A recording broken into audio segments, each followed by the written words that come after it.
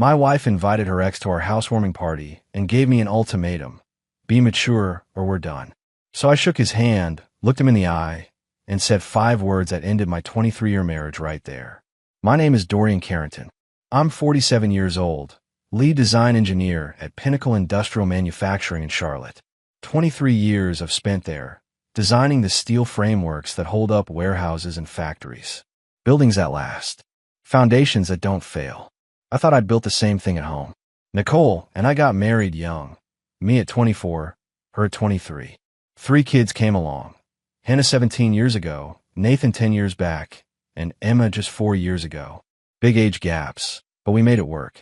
Nicole climbed the corporate ladder fast, landed HR director at Pinnacle 5 years ago. Same company where I'd built my career. Power couple, people called us. 2 years ago, I bought us a house, 4-bedroom colonial in a quiet suburb. Paid cash, my name on the deed.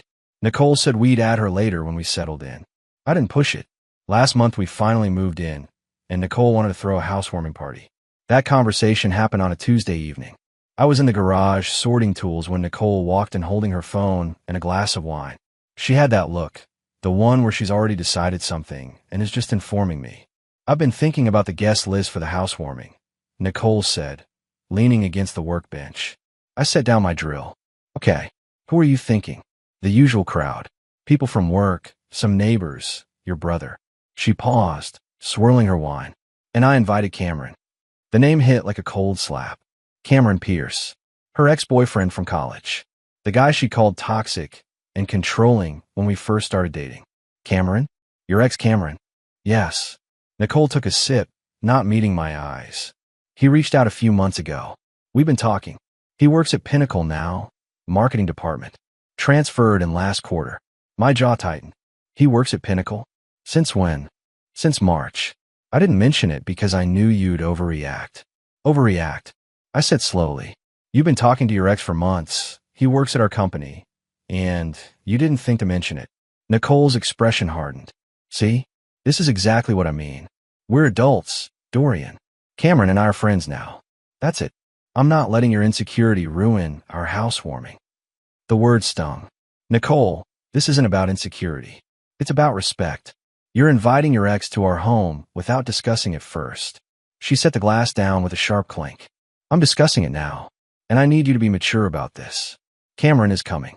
If you can't handle that, then maybe we need to reconsider a lot of things. There it was. The ultimatum, delivered with the same cold precision she used when firing someone at work. I stared at her, my mind racing. Part of me wanted to say, absolutely not. But another part, the part that had spent 23 years keeping the peace, hesitated. Fine, I heard myself say. He can come. Nicole's shoulders relaxed. Thank you. I knew you'd understand. She walked back toward the house, leaving me with a sick feeling in my gut. That night, lying in bed next to her, I realized I'd just crossed a line I couldn't uncross. I'd given permission for something I knew was wrong, but I didn't know yet just how wrong it was. The next morning, I told Nicole I needed to run errands. She barely looked up from her laptop, already deep in spreadsheets and emails. Hannah was at school, Nathan at soccer practice, and Emma was at daycare. The house was quiet, too quiet. I drove across Charlotte to a storage facility on the east side. Unit 237. I'd rented it 3 years ago when I started planning my exit strategy. Sounds paranoid, I know. But 23 years in manufacturing teaches you one thing. Always have backup systems. Always prepare for structural failure. The unit smelled like concrete and old cardboard. Inside were 3 bankers' boxes, each labeled with innocuous names. Tax records, 2019. Insurance files. Personal documents. Nobody would look twice. I pulled out the first box and opened it on the floor. The house deed sat on top. Original copy, solely in my name. I'd told Nicole we'd transfer it to joint ownership once we were settled, but I'd never filed the paperwork. The house was mine, fully paid, no mortgage, no claim she could make. Beneath, that was the business documentation. 2 years ago, Nicole had pitched an idea, a consulting side business helping manufacturers improve their HR processes. She'd handle the marketing and client relations. I'd provide the technical expertise. Sounded good on paper. We set it up as an LLC. What Nicole didn't know was that I'd structure it carefully. The operating agreement listed me as sole member with full authority. She had access to the business account, sure, but I controlled the entity itself. Every contract, every client relationship, every asset was legally mine. I pulled out the bank statements next. Our joint account showed normal activity, mortgage payments, groceries, utilities. But there was another account, one I'd opened 5 years ago at a different bank. Every bonus, every overtime check, every consulting fee went there. Nicole never asked about the money because she assumed it all went into the joint account. It didn't. That separate account now held $240,000. The third item made my stomach turn. A manila envelope marked March-October. Inside were printouts. Screenshots from Nicole's laptop, the one that synced to our shared iCloud account. She'd gotten sloppy 6 months ago, stopped logging out. Text messages between her and Cameron. Hundreds of them. Started casual in March, got progressively more intimate. Nothing explicitly sexual, but the emotional affair was clear as day. Inside jokes, late-night conversations, plans to meet for lunch that stretched into 3-hour blocks. One message from August stood out. Can't wait for the housewarming. Finally get to see you outside work without raising suspicion. Her reply, I know. Just have to keep Dorian calm. He'll come around. I sat back against the concrete wall, reading through the exchanges. They'd been planning this for months. The housewarming wasn't just a party. It was theater, a way to normalize Cameron's presence, to make me look like the unreasonable one if I objected. The final document was a letter I'd written 3 weeks ago. Sealed envelope, my handwriting on the front. If I leave. Inside was a single page. Nicole, if you're reading this, I'm already gone. You wanted maturity. This is it. I'm not fighting, not arguing, not giving you the satisfaction of a scene. The house is mine. The business is mine. The accounts you don't know about are mine. You chose to disrespect our marriage, so I'm choosing to remove myself from it. The kids will understand eventually. You made me a placeholder while you chased something else. I'm done being someone's backup plan. Dorian. I sealed everything back up, locked the unit, and drove to my attorney's office. James Pritchard had handled my father's estate years ago. Solid guy, discreet, didn't ask questions he didn't need answered. Dorian, he said, shaking my hand. What brings you in? I set a folder on his desk. I need you to prepare divorce papers. Everything in here. Assets, accounts, documentation. I want them ready to file, but don't file yet. I'll tell you when. James opened the folder, skimmed the contents, and let out a low whistle. You've been planning this. Just being prepared, I said. Can you have everything ready by next Friday? Absolutely. He closed the folder. Dorian, I have to ask, are you sure about this? I thought about Nicole's face last night. The cold dismissal, the ultimatum, the complete lack of respect for what we'd built. I'm sure, I said. That evening, I came home to find Nicole in the kitchen, excited about centerpiece ideas for the party. She showed me Pinterest boards, asked my opinion on color schemes. I smiled, nodded, played along. She had no idea the clock was already ticking. Friday evening, 3 days before the party, I was in the garage organizing boxes when Hannah appeared in the doorway. My 17-year-old daughter stood there with red eyes and her arms wrapped around herself like she was trying to hold something in. Dad, can we talk? Her voice shook. I set down the box I was holding. Of course. What's wrong? She stepped inside, closed the door behind her, and burst into tears. Not the dramatic teenage crying. This was deeper, raw. I pulled her into a hug and let her sob into my shoulder. Whatever it is, we'll figure it out, I said quietly. Hannah pulled back, wiping her face. I should have told you months ago. I'm so sorry, Dad. I'm so sorry. My stomach dropped. Told me what? She took a shaky breath. Back in May, I was at the mall with friends. We went to that coffee shop near the food court, and I saw Mom. She paused. She was there with a man. Not you. I kept my voice steady. What were they doing? Sitting really close, laughing. And then, Hannah's voice broke again. He kissed her. On the lips. Not long, but it wasn't some friendly thing, Dad. It was wrong. The garage felt smaller suddenly. Did she see you? Yeah. She came over after he left. Told me it was complicated, that I was too young to understand adult friendships. She said you'd overreact if you knew, that it would destroy our family. Hannah looked at me with devastated eyes. She made me promise not to tell you. And I kept that promise for 6 months while it ate me alive. I pulled her close again. This isn't your fault. None of it. But I should have told you, she whispered. I knew it was wrong. I knew Mom was lying. But I was scared. Scared you'd divorce. Scared Nathan and Emma would blame me for breaking up the family. Hannah, look at me. I waited until she met my eyes. You were put in an impossible position. Your mother manipulated you. That's on her, not you. She wiped her face with her sleeve. The guy from the mall? Is it Cameron? The one she invited to the party? I nodded slowly. Hannah's expression hardened with anger I'd rarely seen from her. She invited him here? To our house. She did. That's disgusting. Hannah's voice went cold. What are you going to do? I thought about the documents in storage, the attorney preparing papers, the careful planning. I'm going to handle it. But I need you to trust me and not say anything to your mother yet. Can you do that? She studied my face, reading something there. You already knew. I suspected. You just confirmed it. Hannah was quiet for a moment. Dad, I don't want to see her hurt you anymore. Whatever you're planning, I'm on your side. Nathan will be too when he's old enough to understand. What about Emma? She's 4. She'll love whoever shows up for her. Hannah's voice was matter of fact. And based on last year, that's been mostly you. She was right. I've been the one doing bath time, bedtime stories, parent-teacher conferences. Nicole had been present but absent, always on her phone, always distracted. After the party, I said carefully, things are going to change.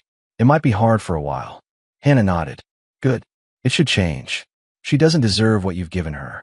That night, I lay awake thinking about my daughter carrying that secret for 6 months. The weight of it. The guilt. Nicole had used our own child as an accomplice in her betrayal. That was the moment I stopped feeling conflicted about what I was planning. This wasn't just about me anymore. It was about showing my kids that self-respect isn't negotiable. That sometimes the strongest thing you can do is walk away. Sunday morning, Nicole was obsessing over party decorations. I was in the office, supposedly checking emails when I pulled up the folder James had sent over. Divorce papers, asset division, custody arrangements. Everything clean, everything airtight. I printed one page, the property settlement showing the house solely in my name, folded it neatly, and slipped it into my wallet. Soon, the day before the party, Nicole was a whirlwind of activity. Grocery runs, flower arrangements, rearranging furniture. She'd taken the day off work, completely absorbed in making everything perfect. I watched her from the kitchen doorway as she adjusted a centerpiece for the 3rd time. She was humming something, genuinely happy. Planning the party where she'd introduce her husband to her affair partner, like we were all civilized adults. Dorian, can you move the couch back about 6 inches?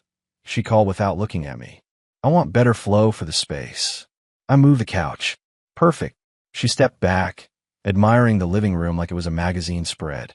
Tomorrow's going to be amazing. I can feel it. Yeah, amazing. That afternoon, Nathan came home from soccer practice and found me in the garage. My 10-year-old son had been quieter lately, more withdrawn. I'd attributed it to puberty starting early, but now I wondered if he'd picked up on the tension. Dad, why is Mom so excited about this party? He asked, sitting on my workbench. She likes entertaining, I said carefully, showing off the new house. Nathan kicked his feet against the bench. Hannah's been weird too. She keeps looking at Mom like she's mad or something. Kids notice everything. Hannah's just stressed about college applications. He didn't look convinced, but let it drop. Are you excited about the party? I thought about how to answer that honestly without revealing too much. I'm more interested in what happens after the party. Like what? Like getting back to normal. Just us as a family, without all the fuss. Nathan seemed to accept that. He hopped off the bench and headed inside, leaving me with my tools and my thoughts. That evening, I got a text from James. Everything's ready. Just say when. I replied, Sunday morning. I'll call you. Nicole came into the office while I was putting my phone away. Hey, I need you to pick up the wine order tomorrow morning. Giuseppe's Liquor on 5th Street. Should be ready by 9. Sure, I said. She lingered in the doorway. Thank you for being so supportive about all this. I know the Cameron thing was awkward at first, but I'm glad you came around. It means a lot that you trust me. The audacity of that statement nearly made me laugh. Trust her. After 6 months of lies, secret meetings, manipulating our daughter, she actually believed I'd bought her performance. Of course I trust you, I said, meeting her eyes. We're partners, right? She smiled, genuinely relieved. Right. Partners. After she left, I opened my laptop and pulled up the bank account she didn't know about. Transferred another $15,000 from our joint account. Payment for the party supplies she'd racked up on the credit card. Might as well move it now, before she noticed. Then I opened the iCloud messages again. New text from today. Cameron. Can't wait for tomorrow. Finally going to meet the famous Dorian. Nicole. Just be normal. He's been surprisingly cool about everything. Cameron. You sure he doesn't suspect? Nicole. He's clueless. Too busy with work and the kids to notice anything. I closed the laptop and sat in the dark office. Clueless. That's what she thought. That I was some oblivious fool sleepwalking through my own life while she orchestrated her exit. Tomorrow she'd learn different. Tomorrow Cameron would shake my hand, walk into my house, stand in the living room I'd paid for. And that's when I'd show them both exactly how clueless I wasn't. I pulled out my phone and texted Hannah, stay close to Nathan and Emma during the party tomorrow. When I leave, take them to Grandma's house. Don't ask questions, just go.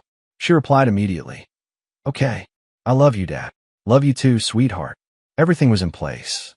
The paperwork ready, the assets secured, the exit planned. Nicole wanted her party. She was going to get it, just not the way she expected. Saturday morning, party day. I woke up to Nicole already moving around the house like a tornado, checking lists and barking orders about ice and napkins. I made coffee and stayed out of her path. Hannah came downstairs early, gave me a knowing look, and took Nathan and Emma out for breakfast. Smart girl, getting them away from the chaos. Around noon, Nicole cornered me in the kitchen. She looked stressed, perfect hair slightly messy, still in her robe. Dorian, I need you to promise me something. I set down my coffee. What's that? Tonight, when Cameron gets here, I need you to be mature about this. Her voice had that edge again. No weird tension, no passive-aggressive comments. Just be normal. I looked at her carefully. Define mature. You know what I mean. Act like an adult. Be welcoming. Show him we're secure enough in our marriage that old relationships don't threaten us. The irony was almost beautiful. She was lecturing me about security while planning to parade her affair partner through her living room.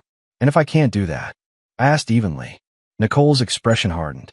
Then maybe we need to have a serious conversation about our future. Because I'm not going to live with someone who's so insecure he can't handle me having male friends. There it was. The ultimatum delivered 12 hours before she'd regret it. I stepped closer, keeping my voice calm. Let me make sure I understand. You want me to welcome your ex-boyfriend, the one you've been secretly meeting with for months, into the house I bought and paid for. And if I don't play along with that, you're threatening our marriage. She blinked, caught off guard by my directness. I haven't been secretly meeting anyone. We work together. And yes, we've had lunch a few times. That's what colleagues do. Colleagues. I nodded slowly. Is that what we're calling it? What's that supposed to mean? I could have thrown the evidence at her right then. The screenshots, the texts, Hannah's testimony. Could have watched her face crumble as the lies fell apart. But I held back. Nothing, I said. You want me to be mature? I'll be mature. Nicole studied me suspiciously. You're being weird. I'm being exactly what you asked for. I picked up my coffee and walked away, leaving her standing in the kitchen looking unsettled. That afternoon, guests started arriving around 5. The house filled quickly. Co-workers from Pinnacle, neighbors, some of Nicole's college friends. She worked the room like a politician, laughing and hugging people, playing the perfect hostess. I stayed near the kitchen, nursing a beer and watching. Hannah kept Nathan and Emma occupied in the backyard. My daughter caught my eye once and mouthed, when I held up 6 fingers. 6:30. That's when Cameron was supposed to arrive. At 6:20, Nicole came over. He just texted. He's 5 minutes away. Okay, I said simply. She looked at me, suspicious again. You're really okay with this? I met her eyes. Nicole, I promised you I'd be mature. Have I ever broken a promise to you? That seemed to satisfy her. She actually smiled, relieved, and touched my arm. Thank you. This means a lot. The doorbell rang at 6:28. Nicole practically ran to answer it. I set down my beer and walked toward the entrance, positioning myself where I could see everything clearly. Cameron Pierce walked in wearing designer jeans and a fitted shirt that probably cost more than my work boots. Tall, confident, the kind of guy who'd never done manual labor in his life. He hugged Nicole, too long, too familiar, and said something that made her laugh. Then Nicole turned, spotted me, and waved me over. Cameron, this is my husband, Dorian. Cameron extended his hand, smile wide and fake. Dorian, finally. Nicole's told me so much about you. This house is incredible, man. You've got great taste. I looked at his hand, looked at Nicole's expectant face, looked at the dozen people nearby, watching this introduction. Then I shook his hand and leaned in close enough that only he could hear. I'll never be mature about this, I said quietly. And she's all yours now. I released his hand and stepped back, speaking louder. Excuse me. I'm leaving. Cameron's smile froze. What? Nicole grabbed my arm, voice sharp with panic. Dorian, what are you doing? I looked down at her hand, then at her face. You wanted maturity. This is it. You invited him. He's here. But I'm not staying in my own house to watch you disrespect me. The room went silent. Conversations died mid-sentence. Someone's wine glass clinked against the table, absurdly loud in the sudden quiet. Nicole's face cycled through confusion, anger, fear. You're making a scene. No, I said calmly. You made the scene when you invited your affair partner to our housewarming. I'm just removing myself from it. Her eyes went wide. We're not. I pulled out my phone, opened a screenshots folder, and held it where she could see. Text messages, dates, times. Her messages to Cameron from 3 hours ago. Can't wait to see you tonight. Deep doesn't suspect a thing. Nicole's face went white. Cameron took a step back, looking between us. Look, man, I think there's been a misunderstanding. No misunderstanding, I said, not looking at him. You can have her. The house is mine. The business is mine. Everything she thought we built together was actually just mine, and she was a guest. I pulled an envelope from my jacket pocket and handed it to Nicole. Divorce papers. My attorney will contact yours Monday morning. Don't bother fighting the asset division. You won't win. Nicole opened the envelope with shaking hands, scanning the first page. Her face went from white to gray. The house, you can't. It's in my name. Always has been. You wanted to add yourself later, remember? I looked around at the guests, all frozen and watching. Sorry to ruin the party, folks. But my soon-to-be ex-wife decided to use our housewarming to introduce me to the man she's been cheating with. Seemed like a good time to correct that situation. Someone near the back whispered, "Oh my God." I spotted Hannah in the hallway, already holding Emma's hand with Nathan beside her. She nodded once. I nodded back. Hannah's taking the kids to my mother's, I said to Nicole. You can see them when we work out custody arrangements. Through lawyers. Dorian, please. Nicole's voice cracked. Can we just talk about this privately? We could have talked 6 months ago when you started seeing him. We could have talked when you invited him here. But you chose this. I gestured at the room, full of witnesses. So now everyone knows exactly who you are. I turned to Cameron, who looked like he wanted to disappear into the floor. Good luck with her. Hope you've got a prenup lined up, because she's going to need a new meal ticket. Then I walked to the door. Behind me, Nicole was crying. Someone, sounded like her friend Maya, was asking what the hell was going on. Cameron was trying to explain himself to someone else. I didn't care. Didn't look back. Outside, I climbed into my truck and sat for a moment. My hands weren't shaking. My heart was steady. I felt calm for the first time in months. Hannah's car pulled out with Nathan and Emma inside. She followed me as I drove to my mother's house across town. Inside, Mom took one look at my face and said, "Finally. You knew. Mothers always know. Been waiting for you to stand up for yourself." She hugged me tight. You did good, son. That night, lying in my childhood bedroom with my kids asleep down the hall, I got a series of texts. Nicole, please come home so we can talk. Nicole, you humiliated me in front of everyone. Nicole, I made a mistake, but we can fix this. Nicole, Dorian, please. I love you. I deleted every message without responding. Then one from Hannah. I'm proud of you, Dad. We all are. That one I kept. Monday morning, I met with James at his office to finalize the divorce filing. He spread the documents across his desk like a battle plan. Nicole's attorney contacted me over the weekend. James said, Daniel Foster, good lawyer, but he's working with nothing. Once he sees the asset documentation, he'll advise her to settle. What's she asking for? Half of everything. The house, your retirement accounts, the business, spousal support. James smiled grimly. She actually thinks she's entitled to the life you built. What are we offering? Nothing. She gets her personal belongings and whatever's in the joint checking account. Currently about $8,000. He slid a document toward me. The house was purchased before marriage with separate funds. Yours. The business LLC lists you as sole member. Your retirement accounts were established before you met her and funded entirely by you. What about the kids? With Hannah's testimony about the manipulation and the affair evidence, we're asking for primary custody. Nicole gets supervised visitation until we establish she's not bringing Cameron around them. I signed the papers. How long until this is done? North Carolina requires a year's separation before divorce is final. But we can have everything else settled within 3 months if she doesn't fight. James leaned back. Dorian, I've been doing this 23 years. I've never seen someone plan an exit this thoroughly. You documented everything. I'm an engineer. I don't leave structural weaknesses. That afternoon, I got a call from Pinnacle's HR director. Not Nicole, but her boss, Patricia Vaughn. Dorian, I need you to come in for a meeting. It's regarding a personnel matter. What kind of matter? I'd rather discuss it in person. Can you come by tomorrow morning? I showed up at 8, wearing my work clothes, steel-toed boots and all.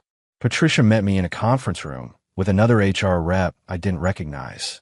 Dorian, thank you for coming. Patricia looked uncomfortable. We've received multiple reports about an incident at your home this past Saturday. Reports that involve Nicole and Cameron Pierce. What kind of reports? That you accuse them both of having an affair in front of company employees and guests. She folded her hands. We need to understand what happened. I pulled out my phone and showed her the screenshots.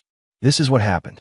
My wife and a Pinnacle employee conducted an affair, including meetings during work hours.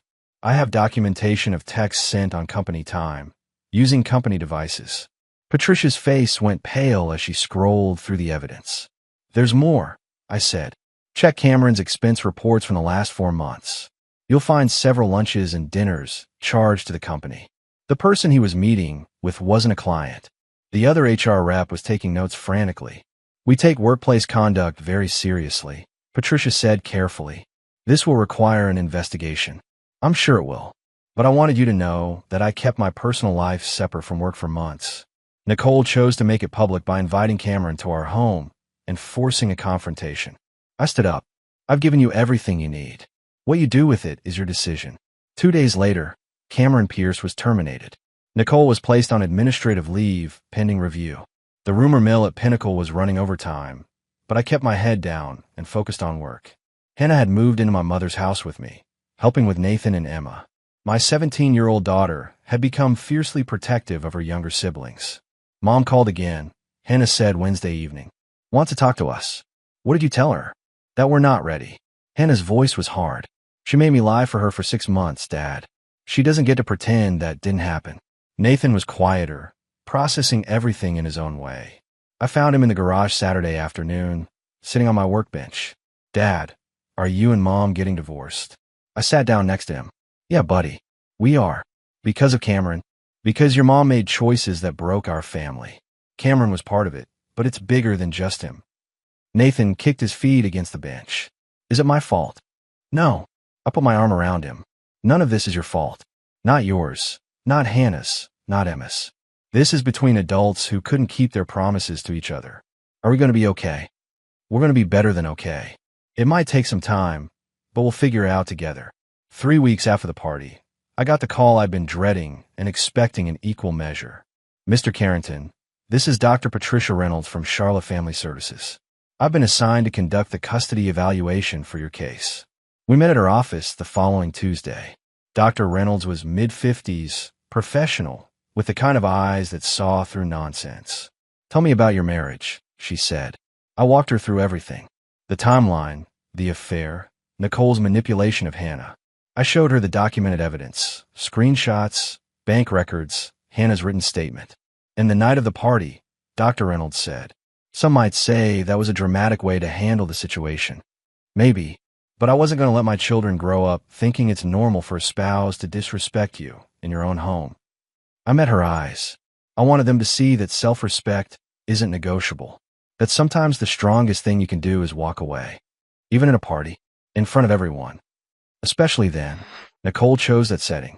She invited her affair partner to our housewarming, put me in a position where I either accepted the humiliation or stood up for myself. I chose the latter. Dr. Reynolds made notes. I'll need to interview the children separately. And Nicole. Of course. The interviews happened over the next 2 weeks. Hannah went first and came out looking relieved. I told her everything. About seeing them at the mall, about Mom making me keep secrets. Nathan's interview was shorter. He told Dr. Reynolds that he wanted to live with me because Dad's always been there. Emma, at 4 years old, mostly talked about her stuffed animals and the swing set. But when asked who took care of her, she said, Daddy, without hesitation. Nicole's interview apparently didn't go well. James got a call from her attorney the day after. They want to settle, James said. She'll accept your custody proposal and won't contest the asset division. What changed? The custody evaluator's preliminary assessment wasn't favorable, and Daniel Foster finally explained to Nicole that her affair partner being a Pinnacle employee who got fired creates serious problems for her credibility. So she's giving up? She's being realistic. The alternative is a trial where all of this becomes public record. Her career at Pinnacle is already hanging by a thread. She can't afford more exposure. The settlement came through 4 weeks later. I got primary custody with Nicole having visitation every other weekend. The house, the business, the retirement accounts, all confirmed as separate property. She got the joint checking account and her car. Nicole signed the papers without a word. The day the agreement was finalized, I took the kids to their favorite restaurant. Nathan ordered a burger bigger than his head. Emma got chicken fingers, and Hannah, my brave, strong daughter, ordered steak. Are we celebrating? Nathan asked. We're acknowledging that a hard chapter is over, I said, and we're starting a new one. Hannah raised her water glass. To better chapters. We clinked glasses, soda for Nathan, apple juice for Emma. That night, tucking Emma into bed, she looked up at me with those big eyes. Is Mommy sad? Probably, I said honestly. Because you don't live together anymore. Because she made mistakes, and now she has to live with the consequences. Emma thought about that. Do you still love her? I chose my words carefully. I love who I thought she was. But that person doesn't exist anymore. Oh, Emma hugged her stuffed rabbit. I love you, Daddy. Love you too, sweetheart. 2 months after the party, I got a text from an unknown number. When I opened it, I saw it was from Cameron. For what it's worth, I didn't know she was going to invite me to your house.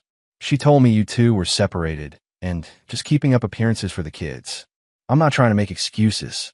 Just wanted you to know I'm not proud of how this went down. I stared at the message for a long moment. Part of me wanted to respond, to tell him exactly what I thought. But another part, the part that had already moved on, realized he wasn't worth the energy. I blocked the number without replying.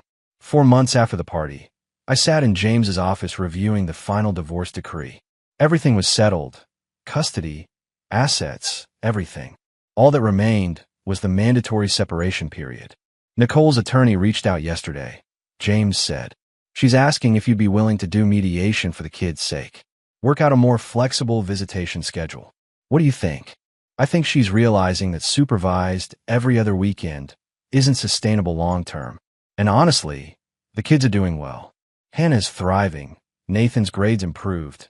Even Emma seems more stable. He leaned back. If you want to be generous, you could agree. If not, hold the line.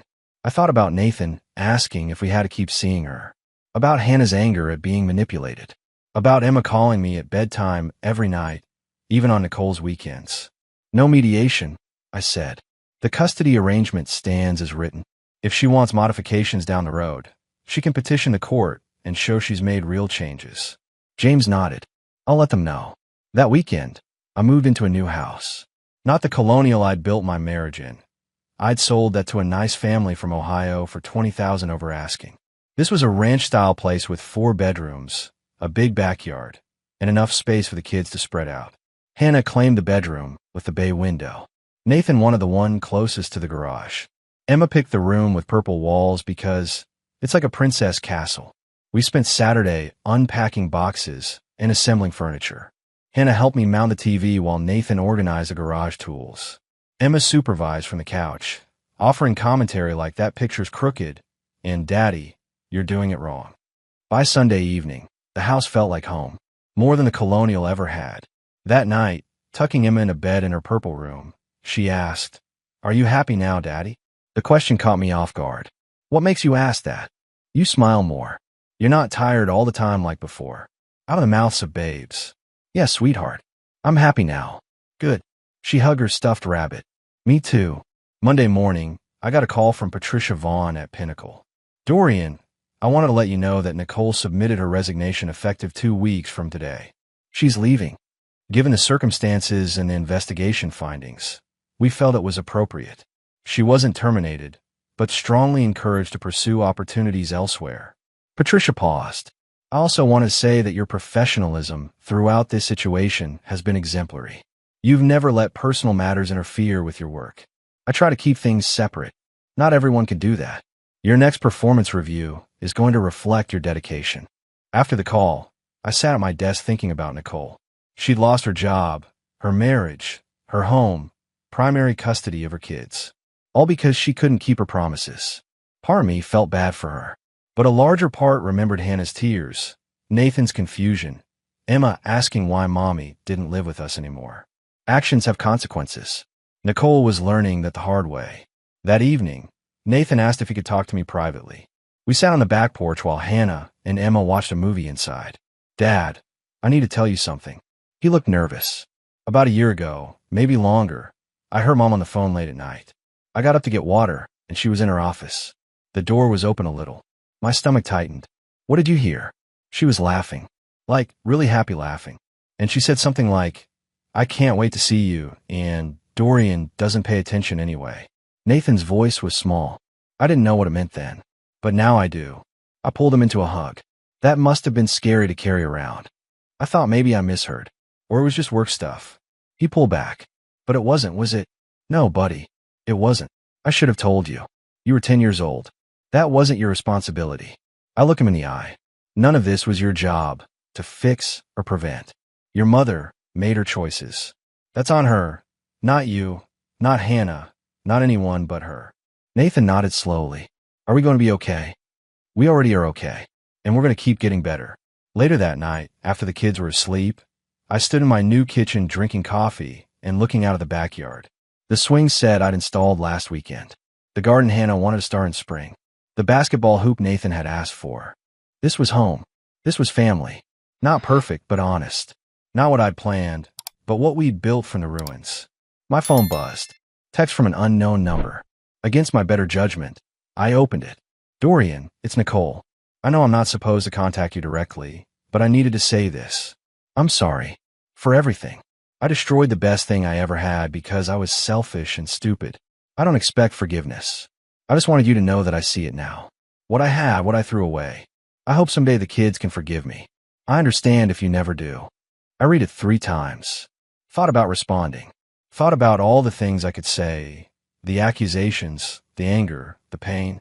Then I deleted the message and blocked the number. She didn't deserve my forgiveness, and I didn't need to give it to move forward. 8 months after the party, life had settled into a new rhythm. Hannah was preparing for college. She'd gotten early acceptance to North Carolina State with a partial scholarship. Nathan had joined the middle school robotics team and was thriving. Emma had started kindergarten and made friends with half her class in the first week. I'd been promoted to senior design engineer at Pinnacle with a substantial raise. The extra money went into college funds for the kids and a renovation budget for the house. The divorce was finalized in October.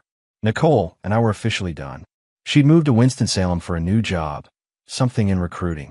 The distance meant she saw the kids less frequently, but the visits were slowly becoming less supervised as she proved she could maintain boundaries.